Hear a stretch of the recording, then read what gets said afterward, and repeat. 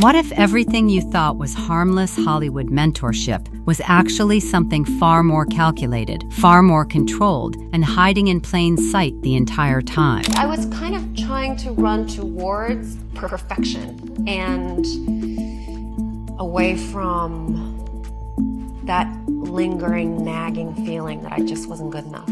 It's not just because I was struggling with my sexuality, it's because I was struggling with feeling worthy, feeling good. Yeah, being honest about who I was, coming out, being open, being gay, starting to date. That was a huge turning point for me. Because I realized without changing my life, there was no point changing the way I ate. For years, the whispers floated around quietly, almost like background noise people chose not to hear. The kind of rumors that get dismissed at first glance because they sound too unbelievable, too uncomfortable, too dangerous to even consider. But then, something shifted. A new voice entered the conversation, and suddenly those whispers didn't feel so easy to ignore anymore. When Portia de Rossi was pulled into the narrative, everything changed. Because this wasn't just an outsider speculating anymore, this felt like it was coming from somewhere much closer to the center. And the closer you get to the center, the harder it becomes to look away. And right there, at the center of all of it, sits Ellen DeGeneres, not just as a talk show host, not just as a public figure with a carefully crafted image, but as someone deeply connected, deeply embedded, and quietly present in spaces most people never even knew existed. Spaces where influence isn't just power, it's control. And once you start looking at her role from that angle, the questions don't just come, they rush in all at once. Because why do the same names keep appearing? Why do the same circles keep overlapping? And why do so many young stars seem to pass through these environments only to come out different? Take Justin Bieber, a child when he entered the industry, 13 years old, thrown into a world where the stakes were already sky high, surrounded by people decades older, far more powerful, far more experienced. At first glance, it looked like opportunity, mentorship, guidance. But over time, the cracks began to show. The interviews where his voice carried something heavier than fame, the moments where he seemed overwhelmed in a way that didn't match the surface-level pressures of celebrity life. The way he spoke about protecting younger artists like Billie Eilish, not casually but almost urgently, like someone who had seen something he couldn't fully explain. And that's when people... Is that going to be a new thing? Are you going to try to be early? Yes, I'm trying to be early. Are you going to be early for my party? Yes, I am. No. No. You know I have to arrive fashionably late. All right. Not too late, though. Not too late? Not too late, please. What time would you like me there? I'll tell you later. Okay. But not too late. Because, you know, once you get there, the party really starts. Yeah. You know what I'm saying? I got you. I promise you I'm not going to let you down on this big one. All right, For good. real. Good. Your shoes, your feet are going to have blisters. You're going to be dancing so hard. I can't wait. So tell me about your birthday party. Am I invited? Yes. Yes, you're definitely invited. I invite you to all my parties. You just haven't seemed to show up to. No, well, is it on the East Coast? Yes. Well, that's why. Why don't you have one here on the West Coast? Because I work all the time. Okay, well, maybe I have one at your house. Where's that? Now, what time would your party start, let's say? Like 9:30. Really? That early? Yeah. I could make that. Yeah. But I could think of you of starting a party at like midnight. Like, what time will it go till? That's a different type of party, though. It'll go from like 9:30 to like maybe 3 o'clock, 3 o'clock. And then, you know, we have the top 2 floors of the hotel. And then it will carry on there? Yeah. Then no, I mean the after party. No, I know about them. Great, I'm watching him, you know, he's with my man Charlie Mack. So Charlie was with me every step of the way. First out the limo. So Charlie has been with me, you know, 30 years coming up in the business. So, you know, he's surrounded by a whole lot of strength. He's surrounded by a whole lot of love. People started asking questions, real questions. Because what if it wasn't just pressure? What if it was something deeper? Because Bieber wasn't moving through this world alone. He was being introduced, guided, placed into circles. Circles that included names like Sean Combs. Circles filled with influence, access, and environments that, according to growing conversations, may not have been meant for someone his age. And then, just quietly enough to avoid suspicion at the time, there was Ellen again. Appearances, familiarity, a connection that seemed harmless until it didn't. Because now, looking back, people are starting to see those same interactions differently. Not as coincidence, not as random, but as part of a pattern. And the story doesn't stop with Bieber.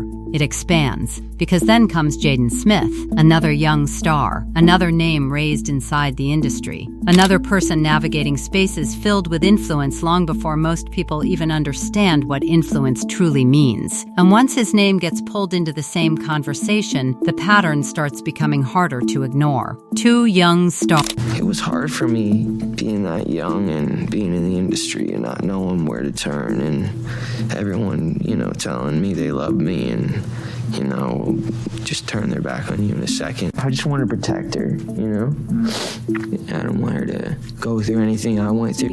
Similar circles, similar environments, similar questions, and suddenly it's no longer about isolated situations. It's about repetition, because when the same types of outcomes keep appearing, emotional struggles, public confusion, distancing from certain figures, it forces people to ask something far more uncomfortable. Is this just coincidence, or is it something systemic? And that's where more names start surfacing. August Alsina speaking about emotional damage tied to relationships within powerful circles. Descriptions that didn't sound like fame gone wrong, but like experiences that left something deeper fractured. Bryce Hall, whose trajectory raised its own set of questions. Different stories, different paths. But when placed side by side, they start forming something eerily similar. A pattern. Individually, each situation can be explained away. That's always how it works. One story, it's personal. Two stories, it's coincidence. But when the number keeps growing, when the timelines start overlapping, when the same types of environments keep showing up in different narratives, that's when it stops being easy to dismiss. And that's when voices like Jaguar Wright step in, not to whisper, but to call things out directly, to suggest that these situations aren't random at all, but connected through something much bigger: influence, access, control. And once that idea enters the conversation, everything shifts again, because now it's not just about what happened, it's about who was there, who had access, who controlled the environments, who decided who got in and who didn't. And that's when another major name gets pulled into the orbit: Will Smith.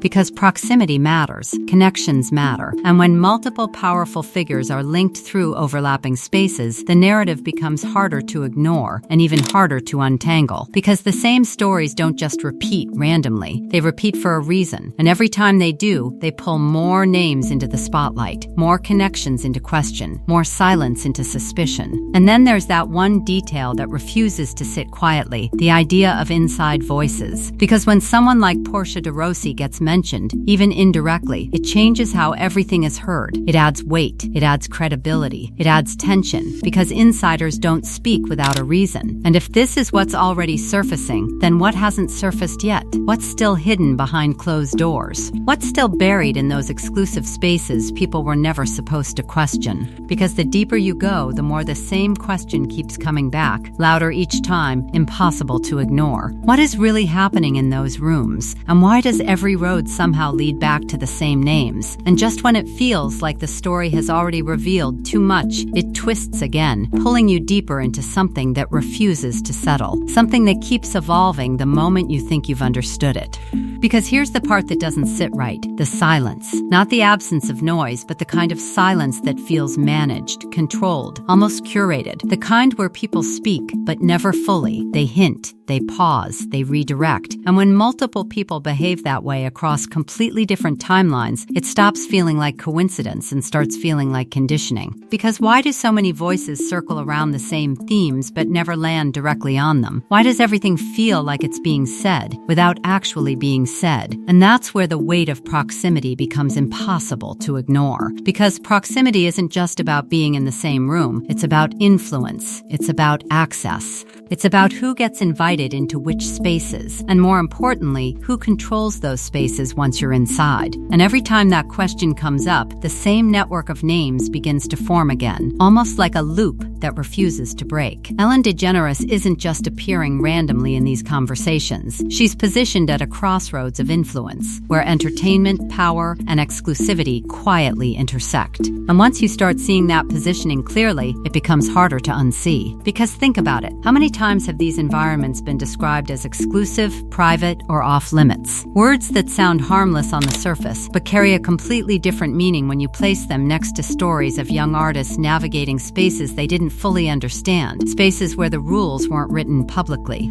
spaces where guidance could easily blur into control. And once that line blurs, everything that happens inside becomes harder to define and even harder to question. And that brings everything back to the pattern, because patterns don't lie, they repeat. Justin Bieber wasn't the only young figure who entered the spotlight early and later showed signs of something deeper weighing on him. Jaden Smith wasn't the only one navigating powerful circles while still figuring out who he was. And when multiple individuals share similar arcs, early exposure, intense influence, emotional shifts, it creates a narrative that feels too consistent to dismiss. But here's where it gets even more unsettling, because the more these stories surface, the more they seem to echo each other, not in exact detail, but in structure. There's always an introduction into powerful environments. There's always a phase of adaptation where everything appears normal, even glamorous, and then, quietly, something changes. A shift in behavior, a shift in energy, a shift in how these individuals speak about their experiences. And once that shift happens, the distance begins. Distance from mentors, distance from certain spaces, distance from the very environments that once seemed like opportunity. So what causes that shift? That's the question no one seems to answer directly, not clearly, not completely. And maybe that's exactly why this conversation refuses to die, because it never gets closure.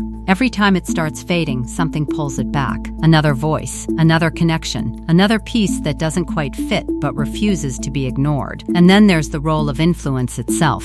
Because influence isn't always loud. It doesn't always look like control. Sometimes it looks like guidance, support, opportunity. And that's what makes it so difficult to question, because on the surface, everything appears beneficial. But when you start hearing the same outcomes from different people, confusion, emotional strain, a sense of being overwhelmed, it forces you to reconsider what that influence actually looked like behind the scenes. That's why voices like Jaguar Wright keep resurfacing, because whether people agree with her or not, she's pushing a narrative that refuses to stay buried. A narrative that suggests these connections aren't random, that these environments aren't as innocent as they appear, and that the people operating within them may hold more power than anyone initially realized. And when those claims intersect with existing patterns, they don't just disappear, they amplify. And then there's Will Smith again, not as a central figure in every story, but as part of a broader network that keeps appearing in overlapping spaces. Because the conversation isn't just about individuals anymore, it's about ecosystems, entire systems of influence where the same names, the same connections, and the same types of